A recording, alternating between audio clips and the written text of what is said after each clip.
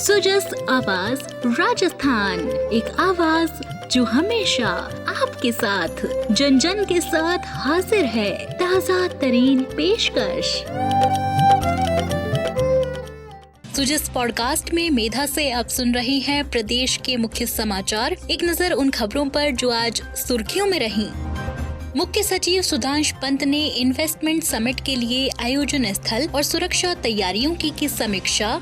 कहा, ये समिट राज्य सरकार की सर्वोच्च प्राथमिकता। तीर्थराज पुष्कर के अंतर्राष्ट्रीय पशु मेले में दिख रही राजस्थानी संस्कृति की मनमोहक झलकियां। तीर्थ यात्रियों और पर्यटकों की सुरक्षा के लिए व्यवस्थाएं चाक चौबंद। और विधानसभा उपचुनाव के दौरान मतदान प्रक्रिया को इको फ्रेंडली बनाने के लिए कार्य योजना तैयार। लाइव वेबकास्ट कैमरे मतदान कक्ष के बाहर भी रखेंगे नजर। और अब सुनिए खबरें विस्तार से। राजस्थान सरकार ने rising Rajasthan global investment summit से जुड़ी तैयारियां और व्यवस्थाओं को अंतिम रूप देना शुरू कर दिया है। मुख्य सचिव सुधांश पंत ने जयपुर के सीतापुरा के JCC कन्वेंशन सेंटर में इन्वेस्टमेंट समिट के लिए आयोजन स्थल और सुरक्षा तैयारियों की समीक्षा बैठक ली। बैठक में पुलिस महानिदेशक UR साहू, गृह विभाग के अतिरिक्त मुख्य सचिव आनंद कुमार, पुलिस महानिदेशक इंटेलिजेंस संजय अग्रवाल और उद्योग एवं वाणिज्य विभाग के प्रमुख शासन सचिव अजिताभ शर्मा उपस्थित रहे। Rising Rajasthan global investment summit 2024 का आयोजन JCC कन्वेंशन सेंटर सीतापुरा में 9, 10 और 11 दिसंबर को होगा। इस अवसर पर बोलते हुए मुख्य सचिव श्री पंत ने कहा कि rising Rajasthan global investment summit में अब बस 1 महीना ही बचा है और इस आयोजन को सफल बनाने के लिए तैयारियों को आखिरी रूप देने का समय आ गया है। ये समिट राज्य सरकार की सर्वोच्च प्राथमिकता है और इसे सफल बनाकर राजस्थान को गौरवान्वित करे। उन्होंने एक बार फिर दोहराया कि इस समिट की सफलता सुनिश्चित करने के लिए सभी विभागों और सरकार के अन्य सहयोगी संगठनों को सुव्यवस्थित क्रियान्वयन पर ध्यान केंद्रित करना चाहिए। इस बैठक के दौरान मुख्य सचिव ने आयोजन स्थल के लेआउट और JCC में यातायात और पार्किंग प्रबंधन के साथ साथ प्रोटोकॉल और एस्कॉर्ट व्यवस्था सहित अन्य सुरक्षा प्रबंधन जैसी तैयारियों की समीक्षा की। इसके अलावा समिट के उद्घाटन के मुख्य अतिथि से जुड़ी आवश्यकताओं को पूरा करने के लिए की जा रही तैयारियों की भी समीक्षा की गई। इस आयोजन में शामिल होने वाले प्रतिष्ठित राष्ट्रीय और अंतर्राष्ट्रीय प्रतिनिधियों और संभावित निवेशकों की उपस्थिति के मद्देनजर जयपुर को अपने बेहतरीन स्वरूप में प्रस्तुत करने के महत्व पर भी मुख्य सचिव ने जोर दिया और इस संबंध में विस्तृत दिशा निर्देश देते हुए उन्होंने संबंधित विभागों को अपनी गतिविधियां सुव्यवस्थित करने के निर्देश दिए। साथ ही कहा कि इस 3 दिवसीय प्रतिष्ठित कार्यक्रम के लिए उच्चतम मानकों का पालन किया जाए। इस बैठक के दौरान समिट के लिए बनाई गई यातायात और सुरक्षा पर कार्यात्मक समिति ने JCC सीतापुरा में तैयारियों सहित अपने अपने कार्यों की जानकारी प्रदान की और rising Rajasthan global investment summit के सफल आयोजन के लिए हाल के महीनों में उठाए गए कदमों और प्राप्त प्रगति को साझा किया।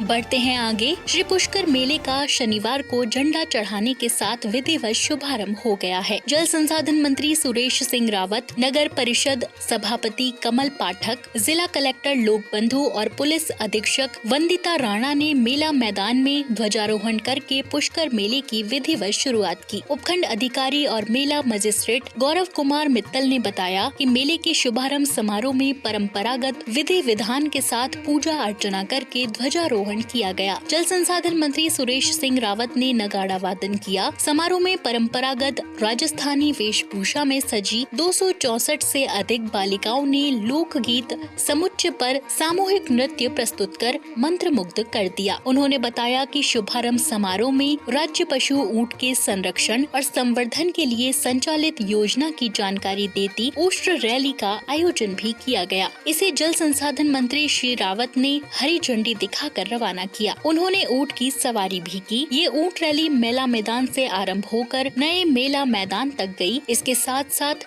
राजेश भाट के दल ने कच्छी घोड़ी लोक नृत्य भी प्रस्तुत किया।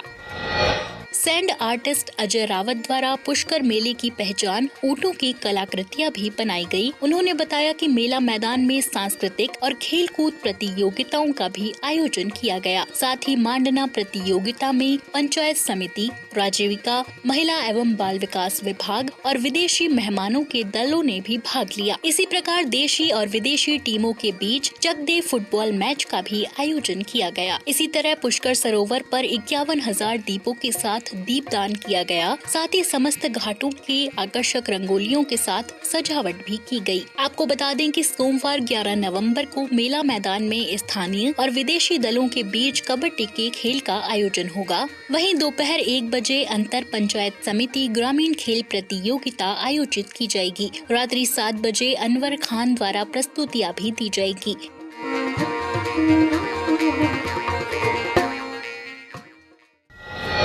मेले के दौरान व्यवस्थाओं को सुचारू तरीके से संचालित करने के लिए मेला मैदान के पास ही प्रशासन और पुलिस के कैंप स्थापित किए गए हैं। मेला अवधि में तीर्थ यात्रियों और पर्यटकों की सुरक्षा के लिए पर्याप्त संख्या में पुलिस कर्मियों को तैनात किया गया है। धार्मिक अनुष्ठान पूर्ण करने के लिए प्रशासन द्वारा मेला क्षेत्र और सरोवर पर विशेष व्यवस्थाएं भी की गई हैं।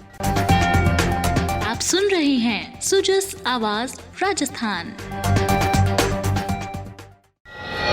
नई दिल्ली के बीकानेर हाउस में हर सप्ताह रविवार को लगने वाले साप्ताहिक बाजार संडे मार्केट का शुभारंभ हुआ। इस संडे मार्केट का शुभारंभ आवासीय आयुक्त कार्यालय की अतिरिक्त निदेशक शर्मिला गुप्ता ने किया। शुभारंभ अवसर पर श्रीमती गुप्ता ने बताया कि इस साप्ताहिक संडे मार्केट में राजस्थानी हस्तशिल्प, हस्तकला और खानपान के उत्पादों सहित अन्य स्थानीय विक्रेताओं के विभिन्न प्रकार की सामग्री की बिक्री की जाएगी। इस अवसर पर आवासीय आयुक्त कार्यालय की वरिष्ठ लेखा अधिकारी श्रीमती श्रेया भदौरिया सहित अन्य विभागों के अधिकारी और कर्मचारी भी मौजूद रहे। उन्होंने बताया कि इस साप्ताहिक संडे मार्केट में राजस्थान के हस्तशिल्पकारों द्वारा निर्मित विभिन्न प्रसिद्ध उत्पादों सहित स्थानीय विक्रेताओं द्वारा ज्वेलरी, अचार और नमकीन, साड़ियों, कपड़ों आदि उत्पादों की बिक्री की जाएगी।